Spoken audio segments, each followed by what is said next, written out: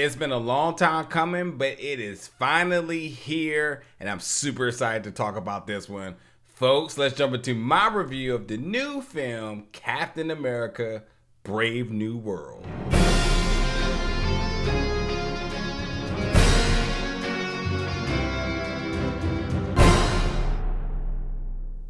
What's up, everybody, and welcome back to the channel today for another review. And today, we're going to be reviewing the new film, Captain America, Brave New World, coming to theaters February 14th.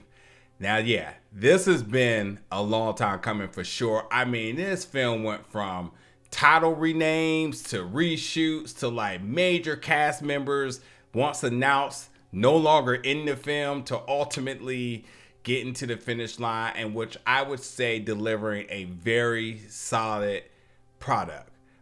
This film, Cap Force, the fourth of the Captain America series within the MCU, now with Anthony Mackie wielding the shield.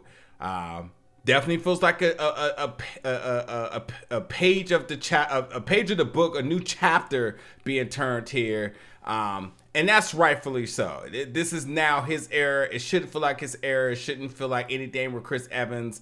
It definitely feels like a Anthony Mackie film. But with that being said, this film kicks off full throttle, delivering high-octane thrill ride packed with relentless action, sharp-witted banter, and adrenaline-fueled stakes.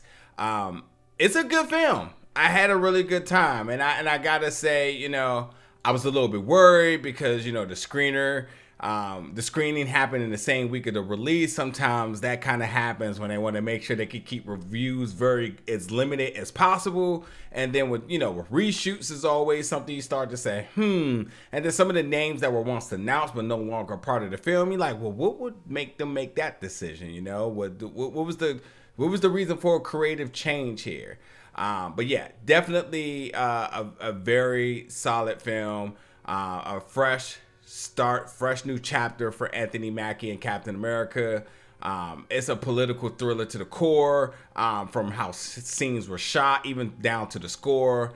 But the one thing I do want to say, like right out of the gates, that I'm still kind of on the fence with this one, but I feel like with all the promotional stuff that they showed throughout the campaign of advertising this film, I feel like maybe they showed a little bit too much. The Red Hulk, which is cool, and the leader also being involved. But I felt like they probably should have kept a little bit of that, maybe kept a secret, because I think for me, wasn't too many big surprises. It was only just the plot, which I thought the story was pretty good, and even how they intertwined the original Hulk movie into things. I thought they just really lacked the surprises. But I will say on the other hand of that, though, it was essential for them to kind of do this because they had to restore the confidence of the fans. A lot of folks have been saying Marvel has fallen off. So if you really want to ensure you get people back to theaters, then you want to make sure you give them enough to get to show their interest and to get them to spend their money for tickets. So that being said, the biggest plus of this movie, fight choreography, so damn good. Like the fact that they use so many small rooms or hallways and derive these big fights in them. I mean, they utilize the spacing so well. Definitely tips the hat to the choreography team and all the actors in terms of putting these pieces together. The fight choreography is so good. And then when you talk about Ali's, I mean, Anthony Mackie, you just know what you're going to get with him all day, every day. But I have to be honest that Danny Ramirez, essentially his a buddy cop per se, they have amazing banter together. They really, really shine. They have fantastic banter, tons of jokes, but also when it's time to get serious, they also definitely are walking to the same beat. Giancarlo Esposito is a national treasure. He's so good very early in this film. I think he was a part of the reshoots in terms of bringing him on as the leader of the Serpent Society, and he is every bit of must watch on screen. He's so good. But listen, let me just be honest here. Harrison Ford was just on a whole nother level. He was so good with his performance, the emotes, the transformations. I mean, the internal struggles, and everybody knows his character, President Thaddeus Ross. The one thing with him is that he really, in this film, not only being the leader of the free world, but also was really struggling to sustain a relationship with his daughter, Betty. So Thaddeus Thunderbolt Ross, a character that we've seen in different iterations throughout the time in the MCU. But this one was definitely one that, while he is the president, he also really struggled with some internal things, and not to mention there's a Red Hulk inside of him. So I'm just telling you, like, seeing everything that he's going through, from the stress, from the anger, from the confidence, all these sorts of different things that he has. I mean, Harrison Ford was just on a whole nother level with his performance. And when he transforms, it was so good. This is why I feel like Anthony Mackie was so high on talking about why people need to see this film, and he kept nodding towards Harrison Ford. That wasn't just because he respects Harrison Ford as an actor and how legendary of an actor he is, but like, no, Harrison Ford is really good here. He did not just collect the check. He definitely went out there and did his thing. So, it was definitely refreshing to see him really kicking the gear the way he did. But even with Anthony Mackie as Sam Wilson, he is also having his own internal struggles as being Captain America, but also following Steve's legacy, and also battling if he had to took the serum or not. It's definitely a big, heavily featured theme throughout this, in terms of him being a super soldier outside of being a man, and what type of inspiration does he actually provide as Captain America, and then ultimately filling in the big shoes that was left to him by Steve Rogers himself. I will also say, if you have watched Falcon and Winter Soldier, you will get a lot of that same style of banter in that. If you enjoyed that series, then I feel like they took a lot of what that series did good and just took it to the next level. So if you enjoyed that, you will have no problem enjoying this. It's almost like how series sort of put an exclamation point at the end of the sentence to sort of bring full circle into a movie. That's sort of feel like the recipe that it is. The series really built everything up, and then when you ultimately got to the movie, it was the big payoff that you wanted to have. I thought they did a great job with that.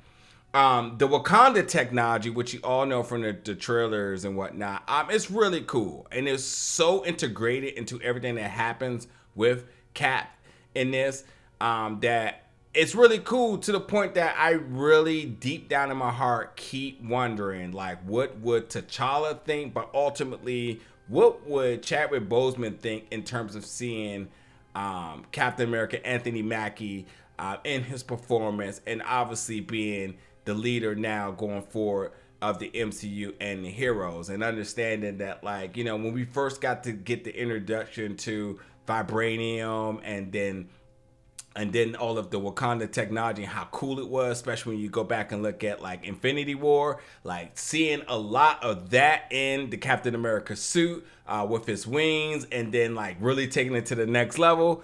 It's just kind of one of those moments where I'm just thinking, from character to character, you gotta be that's really cool, but from actor to actor, you gotta think yeah, that's amazing, man. I love where they've taken things to the next level. It is really, really, really cool. And then, you got the Sam and Ross sort of dynamics that are always on opposite ends of things. So that's really a big driving factor, is, one political stance to the next, and then all the undertones around it. Yeah, you're gonna get a lot of that. But with that being said, listen, it's a solid film. Definitely left feeling good and confident in wanting to do this review, to say I had a good time with it. And I think you will too. And being from DC and seeing how DC was represented on it, because, you know, it's a backdrop and sometimes they just throw anything together. I thought they had pretty decent DC representation from some of the landmarks and how the destruction of DC was also handled, even coming down to the cherry blossoms. I thought they did a good job in doing that. And then it's an MCU film. So what's at the end? There is one end credit scene. You want to stay tuned to that. The only thing I will say is I feel like it provides future indications of what's to come, maybe future threats, maybe future connections, but nothing super solid. Very open-ended, which I think is great, because we've seen in the past where there's been end credit scenes and they sort of directly promise things that have never came to fruition. So I like how they kept this one pretty soft. That definitely leaves a lot open, a lot to theorize on and predict. But I think we're going to take it one step at a time with that, which is exactly what they need to do, because this feels like the first chapter into the next page of all things the Avengers, everything coming together, Anthony Mackie leading the way as Captain America, and it's all going to be okay. The MCU, I'm not going to use the catchphrase as the MCU is back, but I'm telling you that this is the time now to get back reinvested into the MCU. Things are going into the right direction. This was a lot of fun. This was an absolutely solid movie. Anybody who likes a good political thriller, you're going to have a good time with that. Giancarlo, Danny Ramirez, Harrison Ford, Anthony Mackie, just to name a few. Very, very solid film. So with that being said, through all the name changes, because it was Captain America New World Order to now being Captain America Brave New World, this certainly feels like a Brave New World in the MCU and the introduction of Animanium and so on. And how that's going to be a factor going forward is definitely going to be interesting, but we will see. But yeah, definitely one you want to get in there in the theaters and see February 14th. Once you do, folks, jump in the comments. Let me know your thoughts about this one. Your excitement, your hype, your predictions, all that good stuff. Let me know in the comments below. And as always, stick around for more reviews and content very soon. Thank you for watching, folks.